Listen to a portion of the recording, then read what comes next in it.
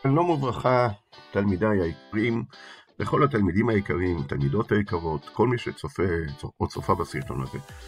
אני רוצה ללמד אתכם בסרטון הזה בעזרת השם, איך אנחנו יוצרים חידון קהות. אבל לפני שנתחיל אני רוצה לומר בשביל מה טוב חידון קהות. חידון קהות יכול לשמש כחידון כיפי באמת לכל אירוע. זה יכול להיות לבר מצווה, זה יכול להיות ליום הולדת, וזה יכול להיות לכל אירוע או סתם ערב משפחתי נעים או משהו בסוף ארוחת ערב או לא מה שתרצו לעשות, אתם יודעים כזה, כן, חידון נחמד למשפחה. וגם בבית ספר אפשר לעשות את זה לחברים ולהציג את זה לפניהם, והם יכולים לעלות על זה בכיתת המחשבים, ובבתי ספר שמרשים להכניס טלפונים, אז אפשר גם לפלאפונים. אוקיי, בואו נראה איך אנחנו יוצרים חידון. אז פתח דף חדש בגוגל, ואנחנו כותבים הכי פשוט, אפשר לכתוב באנגלית, אבל הכי פשוט לכתוב קהות. אפשר קהות כניסה, אפשר קהות.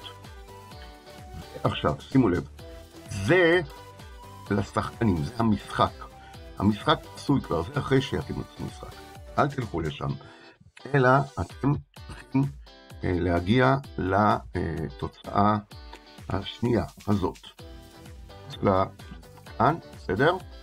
אוקיי? לוחצים ונכנסים. עכשיו, שימו לב, בבית ספר בדרך כלל, אם אתם רוצים ליצור, אם אין לכם חשבון גוגל זה בעיה. אתם תצטרכו לבקש רשות מהמורה, שיכתוב את חשבון הגוגל, את האימייל שלו, ואז שהוא יקליד את הסיסמה. אבל אם אתם רוצים לפתוח משהו משלכם, אז יש אפשרות שאתם תרשמו או עם החשבון הג'ימייל האישי שלכם, או, וזה אני בודק תוך כדי הכנת הסרטון, מיד תהיה לי תשובה בעזרת השם בשבילכם, האם יש אפשרות להירשם עם החשבון המוסדי שלכם, דהיינו סיסמת הכניסה שלכם, של ההזדהות האחידה של משרד החינוך. אני כבר אכנס לחשבון גוגל שלי, אז תרגמתי לעברית, נכנסתי, ועכשיו מה שאני עושה, אני עושה X, לא צריך להיכנס לכל החשבונות בתשלום. ההקדמה הזו ארוכה אבל היא חשובה. בסדר? עכשיו תקשיבו, עכשיו אנחנו מתחילים בתכלס, בעיקר. אוקיי, תלמידים יקרים, ליצור. מה אתה רוצה ליצור ראשון יותר? אתה רוצה קהות או קורס? לא קורס, קורס אנחנו לא מורים, קהות. ליצור קהות. לוחצים על קהות, ואנחנו אומרים, בואו נלך על חידון. נניח שאני רוצה לעשות על נושא המשפחה שלי, בסדר? אז אני שואל ככה, ואתם תיקחו לכם מה שאתם רוצים. כאן אני כותב את השאלה, בסדר?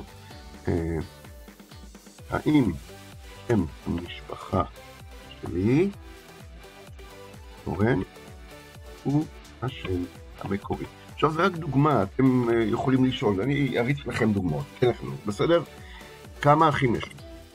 שאלה אחת. שאלה שנייה, מתוך האחים שלי כמה בנים, כמה בנות. שאלה שלישית, מהו שם הרחוב שבו אני גר? שאלה רביעית, אם יודעים את היישוב, אז מה שם אבי? שאלה חמישית, מה שם אמי? אחר כך, מה הם השמות של שלושת האחים שלי? נותנים 4 אפשרויות. עכשיו, לגבי האפשרויות, יש לכם אפשרות לענות 1, 2, 3, 4 תשובות, ואתם חייבים אבל לסמן את התשובה הנכונה. אחרת מה עשינו בזה? או יש לנו אפשרות להקשות לשחקנים, על המתמודדים, מתמודדות, עניות, לא משנה, בנים, בנות. יש לנו אפשרות של 6 תשובות, זה יותר מאתגר. אפשר מדי פעם, אתם תחליטו. לוחץ, כמה נוסף עוד תשובות. חזרתי מ-4 ל-6, מ-6 ל-4. עכשיו בואו נראה, אני אדגים איך אני, התשובה היא כן. זו התשובה לא נכונה, אני כבר מוכיח. לא, זו התשובה הנכונה. אני יודע מה. בערך, או תלוי, אפשר לעשות את זה בידור. את מי שואלים במשפחתי. בסדר? אוקיי, עכשיו שימו לב שהוא סימן את כולם. זה לא טוב, אני צריך... זה על האפשרויות תשובה, בחירה מרובה. בחירה מרובה זה שכל תשובה שתבחר היא נכונה. אז לפעמים יכול להיות שכל תשובה היא נכונה. אבל אני לא רוצה, אני רוצה בחירה בודדת.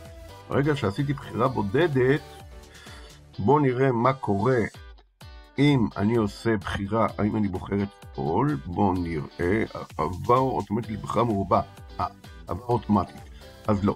מה שאני צריך לעשות זה לסמן ללחוץ. הלחיצה מפסיקה, מורידה את ה-V. לוחץ, מסמן את התשובה הנכונה. זהו, סיימנו. עכשיו אני יכול פה להוסיף תמונה. להוסיף תמונה, אני לוחץ פה, מה האפשרויות שלי?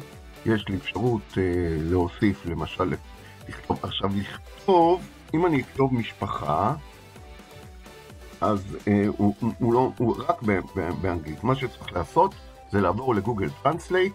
מי שעדיין לא מכיר נעשה זאת. אני הולך לגוגל תרגום, ואני לוחץ על זה, החלפת שפות, מעברית לאנגלית. מאנגלית לעברית, מעברית לאנגלית, דרך אגב יש לנו הרבה אפשרויות כאן להוסיף אין ספור שפות, ואני עכשיו רוצה אנגלית, נראה, מעברית לאנגלית, יופי. עכשיו אני כותב משפחה. משפחה זה פמילי, הולך לפה. פה אני יכול לשמוע את מילה. אוקיי. התרגום הוא עתק, הולך לפה, קונטרול V, או הדבקה, פמילי, בוחר תמונה שמתאימה לי, למשל, אני מבקש שזה יהיה תמונות צנועות, הנה תמונות צנועות, נניח פה, נניח אני בוחר את זה, וזהו. עכשיו אני אראה לכם עוד אפשרות של בחירת תמונות, זה השאלה הראשונה. אוסף שאלה. אוסף שקופית, אם אני לוחץ על אוסף שקופית מה יקרה, אני יכול לבחור את הסגנון של השאלה, אבל בואו, זה סתם מסבך, לא נתעסק עם זה. אוסף שאלה. אוסף שאלה, מה אני רוצה עכשיו? או אני רוצה חידון, כן? לא, בעצם אני לא רוצה, התחרטתי. אני לוחץ על הסמל הזה. יש לי אפשרות למחוק, לוחץ על הסמל הזה, זה למחוק. זה אם אני רוצה לשכפל את השקופית, אז זה ישכפל אותה פעמיים, או רושם לי פה סימן קריאה, שים לב, אתה צריך להשלים את השקופית, טפל בה. אוקיי. עכשיו אני לא רוצה חידון, למחוק. אוקיי, או אתה באמת רוצה למחוק, אם אתה בטוח, למחוק. אוסף שאלה, עכשיו נבחר שאלה של אמת או שקר. אמת זה true, הכחול, החלט, הוורוד זה הפולש, לא נכון. קופץ לי כאן, אומר, תגיד לי, אמת או לא אמת, אבל בוא נכתוב קודם כל את השאלה הזו. שם הרחוב שבו גרים הוריי היקרים הוא הרב צבי יהודה. במקרה שלנו ממש לא. אוקיי.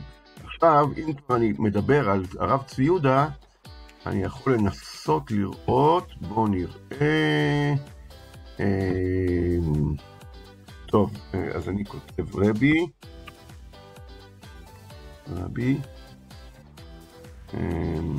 בואו נראה מי ייתן לי, רב יהודה, נראה, לא, אוקיי. ורבי עם שני בי, בואו נראה, יפה, אבל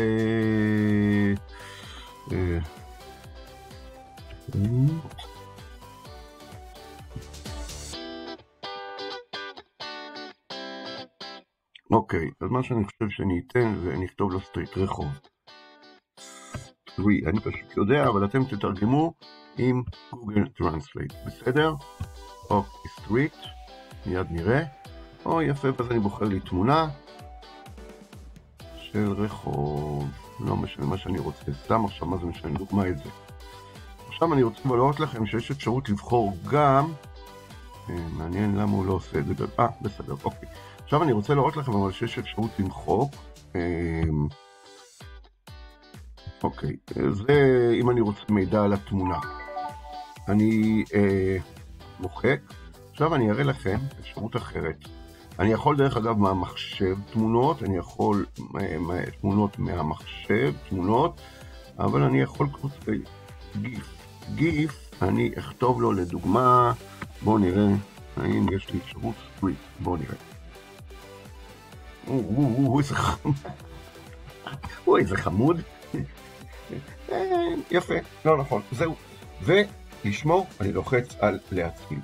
אז מה למדנו עד כה? למדנו בעצם איך נכנסים לאתר, למדנו איך בוחרים, איך כותבים את השאלות, למדנו איך נרשמים, ועכשיו למדנו איך בוחרים את סוג השאלה, חידון או אמת או שקר, אבל עוד דבר חשוב. כמה זמן אני נותן לשחקנים לענות? אני רוצה שהם יעשו את זה בטילים. לא אכפת לי 20 שניות, ואם לא, מי שלחץ ראשון קיבל את הנקודות. לא, בואו נהיה רחמן איתם, ניתן להם 30 שניות, בסדר? אבל אם אתם שואלים אותי את האמת, מה אני ממליץ? אמת או שקר, אני ממליץ מספיק 20 שניות, כי זה לא צריך הרבה להחליץ, פשוט להחליץ וללחוץ. אבל פה אני מחליט שאני רוצה 30 שניות, זה נראה לי. אבל דקה זה המון זמן. זהו, עכשיו עוד דבר. מה שחשוב עוד לדעת זה נקודות. אם השאלה היא שאלה קשה, למשל השאלה הזו, אז אני יכול לתת נקודות רגילות, זה נקרא תקן, או כפול. אני נותן, ברגע שהראשון שילחץ, או כל מי שענה תשובה נכונה, יקבל במקום 10 נקודות, אני אך 20 נקודות. וזהו בעצם. אז כמה נקודות, תשובה אחת, או הרבה תשובות, כמה נקודות, כפול, או נניח פה אני אתן כפול, ופה אני אתן רגיל, בסדר? וסוג השאלה. כמו חשוב לדעת, אנחנו חייבים לתת כותרת.